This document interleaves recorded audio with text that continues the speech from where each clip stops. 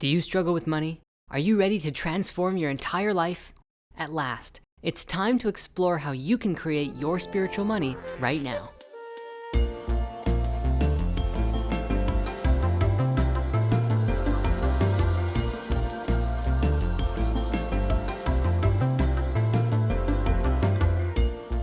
Now, you might be familiar with this material, but for those who aren't, allow me a moment to introduce you to two men and their legendary book, Napoleon Hill, Andrew Carnegie, and the book, Think and Grow Rich. This book is truly the ultimate spiritual success manual, having sold over 100 million copies and helped to create more millionaires in the world than you can count. This book came about in 1937 when a man named Andrew Carnegie commissioned a young Napoleon Hill to write a book about how he became the wealthiest person of his generation, the world's first billionaire by today's standards. I mean, technically he wasn't a billionaire, but with the inflation of the dollar, today he would be several times over. Now, just to get this out of the way, I feel it's important to note that for those who read it, you'll probably notice a bit of a sexual bias in the language used. The book was clearly intended written for men when it was published in 1937. That said, the principles they explore are relative for anyone who is on the journey of wealth transformation. And while I don't support the sexist attitude, the core information is valuable to explore. This book documents the ultimate success philosophy and formula for anyone who is seeking to generate wealth in a way of thinking that mirrors the understanding of the ancient Greek mystery schools. I'm not even joking. This book literally teaches how to create wealth in your life by being psychic. Allow me a moment to share a few key passages to show you what I'm referring to.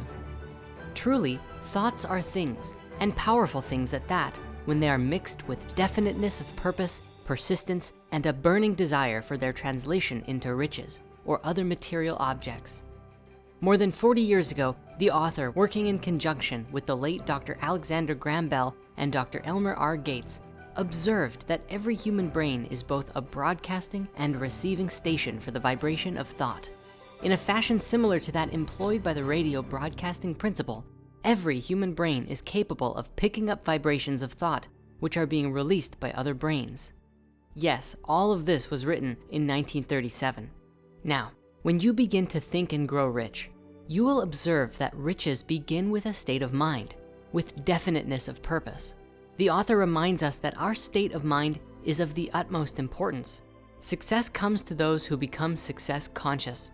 Failure comes to those who indifferently allow themselves to become failure conscious. He concludes the introductory chapter by informing us that if we can learn to follow the 13 principles of thinking and growing rich, literally anyone can lead a wealthy and prosperous life. Going over the principles take up the majority of this book, but allow me a moment to run through them with you. Principle 1 is desire. We must have a healthy desire for what it is that we want. This is akin to being able to consciously focus on what you're wanting to create. For what we think and feel actively creates our reality. If we choose to just get what life gives us, then certainly we're not going to end up with much. We have to be clear about what we want and be willing to go after it. Principle 2 is faith. Quoting directly from the book, faith is the head chemist of the mind. When faith is blended with thought, the subconscious mind instantly picks up the vibration, translates it into its spiritual equivalent, and then transmits it into infinite intelligence, as in the case of prayer. Infinite intelligence is often used to describe God or spirit.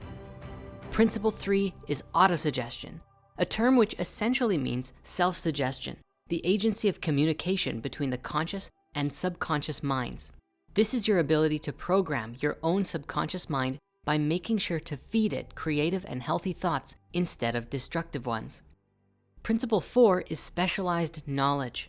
There are two kinds of knowledge, general and specialized. General knowledge is the kind of stuff you learn in school, random bits of history and math and literature and stuff that by itself isn't really good for much. Specialized knowledge, on the other hand, is knowledge that is organized and intelligently directed towards the fulfillment of your dreams. Principle 5 is imagination. What they describe to be the workshop wherein all dreams and desires are given shape, form, and action. There are two forms of our imagination: the synthetic imagination, which arranges old concepts, ideas, or plans into new combinations, which doesn't create anything new, and the creative imagination, which is the mind-opening bridge to infinite intelligence, which allows you to conceive of entirely new concepts, the faculty through which hunches and inspirations are achieved. Principles 6, 7, and 8 all go together. They are organized planning, decision, and persistence. This is the practical ability to form definite, practical plans of action, making decisions on them, and executing them consistently and persistently until you begin to see results. Procrastination is the killer of dreams. So while you might be worried that, what if I don't make the right decision? Any decision is better than sitting there and doing nothing. And you always continually refine and improve as you go. Speaking to persistence, Napoleon Hill explains that one of the most common causes of failure is the habit of quitting when one is overtaken by temporary defeat. Every person is guilty of this mistake at one time or another. When defeat overtakes a person, the easiest and most logical thing to do is quit, and that's what so many do.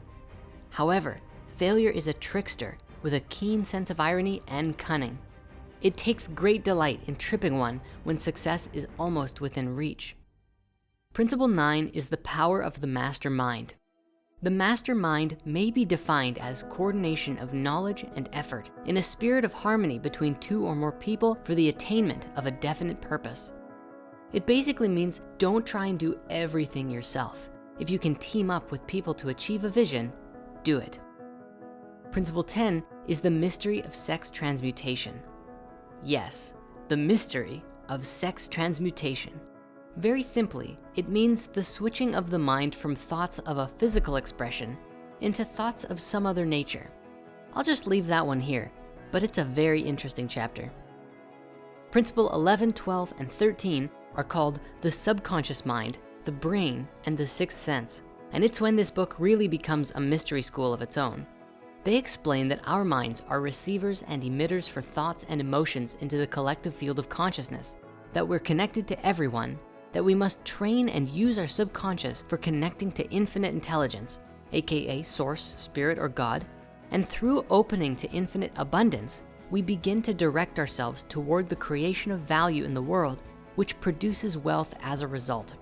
We also develop the faculties of our psychic mind, the sixth sense, through which infinite intelligence may and will communicate voluntarily without any effort from you. This is the apex of the philosophy, but which can only be truly mastered once the other principles have fully been understood and integrated into the psyche. The book concludes with a final chapter on the 6 ghosts of fear, where they describe that the sixth sense will be blocked as long as you embody the following fears: the fear of poverty, criticism, ill health, loss of love of someone, old age, and death. We must tackle these fears and overcome them within us through meditation and other conscious engagement with ourselves. And this will support us in activating our own sixth sense. Now, I know these 13 principles alone are a lot to digest, so you might need to rewatch this video and take notes. But that said, there's one more thing from this book I must share with you. Think and Grow Rich also describes the 6-step action item formula to begin creating your spiritual wealth right now.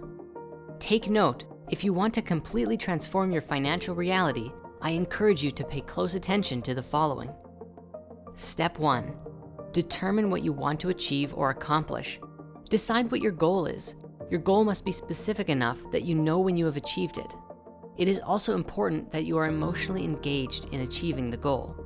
Your desire for the end result must be strong enough to motivate you to do what you need to do, even when you don't want to do it.